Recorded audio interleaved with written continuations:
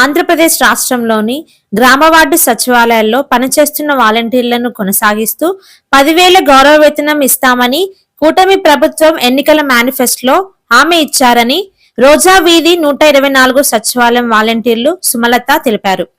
ఈ రోజు నగరంలోని 48వ వార్డు రోజా వీధి 124 సచివాలయంలో అడ్మిన్ లావణ్యను కలిసి వాలంటీర్లను విధుల్లోకి తీసుకొని 10,000 గౌరవ వేతనం ఇవ్వాలని వినతి పత్రం అందజేశారు.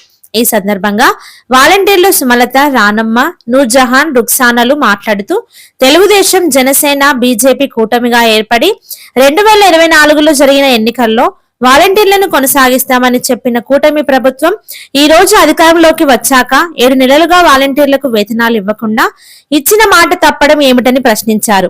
అనంతరం వాలంటీర్ సుమలత మాట్లాడారు. ఆంధ్రప్రదేశ్ రాష్ట్రంలో వాలంటీర్లను కొనసాగిస్తామని, వాలంటీర్లకు 10,000 గౌరవ వేతనం ఇస్తామని గౌరవ రాష్ట్ర ముఖ్యమంత్రి వర్యులు శ్రీ నారా చంద్రబాబు నాయుడు గారు ఎన్నికల సమయంలో మాట చెప్పడంతో పాటుగా తెలుగుదేశం పార్టీ, జనసేన, భారత జనతా పార్టీలు మేనిఫెస్టోలో కూడా వాలంటీర్లకు 10,000 గౌరవం ఇస్తామని చెప్పి హామీ ఇచ్చారు. నేడు జరుగుతున్న కేబినెట్ సమావేశాల్లో వాలంటీర్ల గురించి చర్చించి వాలంటీర్లకు న్యాయం చేసేలా నిర్ణయం తీసుకోవాలని చెప్పేసి ఈరోజు 48వ వార్డులోని 124 సచివాలయం అడ్మిన్ లావణ్య మేడంకి మేము వినతి పత్రం ఇవ్వడం జరిగింది.